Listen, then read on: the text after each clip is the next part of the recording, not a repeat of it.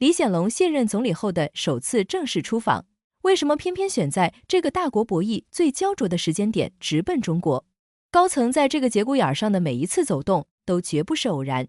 这背后直接关系到新加坡高达1629亿新元的经济底盘，甚至牵动着未来几年咱们普通人的饭碗、通胀压力以及整体经济的稳健。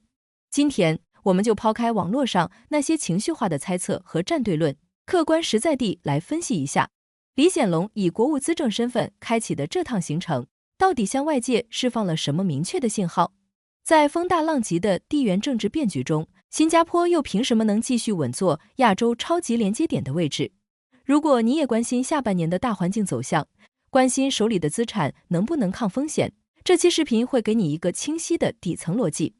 接下来我们直入正题。我们都知道，新加坡刚刚完成了历史性的政权交接，黄循财总理已经正式接棒。我们普通人，我们最关心的是什么？其实就2个字：稳定。现在的大环境大家都能感受到，物价在涨，消费税上调，全球大企业时不时传出裁员重组的消息。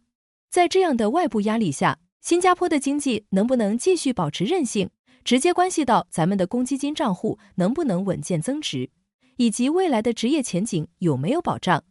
而新加坡这种内部的经济稳定，向来高度依赖外部的外交平衡。在这个新旧交接的关键期，李显龙以国务资政的身份开启访华行程，其实就是在向外界，尤其是向国际资本传递一个极其强烈的信号：新加坡的外交政策具有高度的延续性。在复杂的国际博弈中，我们不会因为领导班子的更替就改变一贯的中立斡旋者立场。这种独特的资政外交模式，不仅保留了与大国高层沟通的紧密渠道，也为新一届内阁在处理棘手地缘问题时提供了一个极具分量的战略缓冲地带。资本是最看重确定性的，只要外交路线不摇摆，外资对新加坡的信心就不会动摇，我们普通人的饭碗也就多了一层最核心的保障。看懂了出访时机背后的求稳逻辑，我们再来看看这次行程中极其关键的2个地点：广西和上海。这绝对不是走马观花的随机安排，而是精准踩在了新加坡作为超级连接点的2条大动脉上，也就是实体物流与高端金融。首先来看广西，李显龙资政重点考察了这里，背后的战略考量非常清晰。广西是中国西部陆海新通道的关键门户，过去中国西部的庞大产能要运到东南亚，得先向东跨越几千公里运到沿海，再走海运，费时费力，成本还高。现在通过广西，货物可以直接下南洋，大大缩短了时间和物流成本。而新加坡从一开始就深度参与了这个大通道的建设和运营。这背后的核心机制在于，这几年全球供应链在重组，很多制造业虽然转移到了东南亚，但中国与东盟之间的中间品贸易依赖度反而持续上升。面对周边国家港口的激烈竞争，新加坡必须牢牢抓住这个贸易中转站的战略位置，确保区域内庞大的货物流转依然以新加坡的港口、清关标准和物流网络为核心枢纽。其次是上海，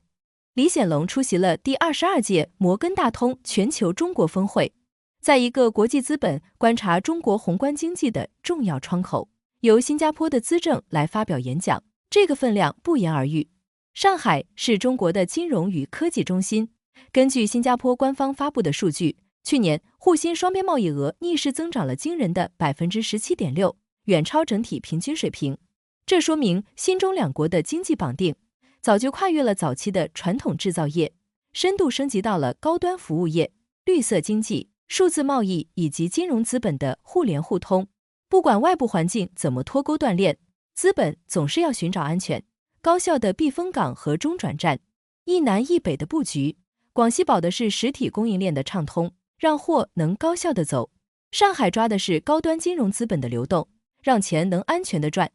物流加金融，双管齐下，这就是新加坡应对全球不确定性时最务实也最聪明的生存哲学。那么，要支撑起这种物流与金融的双重压注，新加坡的底气究竟来自哪里？答案就在实打实的数据里。根据新加坡官方发布的报告，去年新中双边贸易额达到了1629亿新元，占新加坡全球货物贸易总额的 11.7%。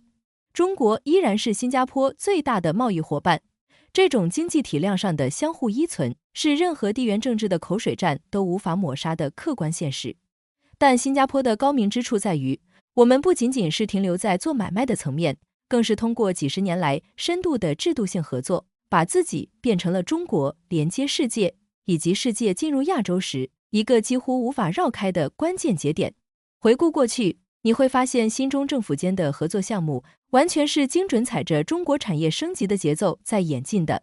从90年代最早侧重传统制造业和园区管理的苏州工业园区，到后来关注环保与可持续发展的天津生态城，再到如今侧重现代数字经济和金融服务的重庆互联互通示范项目，这种合作模式在不断迭代进化。如今，在区域全面经济伙伴关系协定的框架下，这种双边合作更是从政府间的定向项目，全面走向了市场化的区域规则融合。很多网友喜欢在评论区争论，面对大国博弈，新加坡到底应该偏向哪一边？这种非黑即白的思维，其实完全误判了新加坡底层的战略逻辑。作为一个体量极小、自然资源匮乏的岛国，我们的安全感从来不是靠选边站队得来的，而是靠持续创造被需要的价值。李显龙资政的这趟行程，极其清晰地向世界展示了新加坡大国平衡术的核心密码。我们不参与意识形态的对抗，也不输出政治观点，我们提供的是最高效的清关效率、最完善的普通法体系，以及最稳定可信赖的金融互联互通网络。只要我们这个超级连接点的独特价值还在，只要跨国资本和区域贸易还需要一个绝对中立、规则透明的平台，新加坡的经济基本盘就不会动摇。这就好比在一个风起云涌的江湖里，我们不争当武林霸主，而是要把自己打造成所有门派做生意时都必须依赖的那家最靠谱、最安全的钱庄和镖局。李显龙卸任后的首次访华，是新加坡在国际局势中一次极其理性和务实的战略落子。无论是深耕广西的物流大通道，还是对接上海的金融资本圈，都是在为新加坡未来的经济韧性添砖加瓦。在这个充满变数的时代，务实永远是咱们这个小红点最坚固的护城河，也是保障我们普通人生活质量的底层逻辑。对于李显龙资政的这次出访，以及未来新中两国在经济上的合作前景，你有什么样的看法？你觉得这会如何影响我们接下来的生活和工作？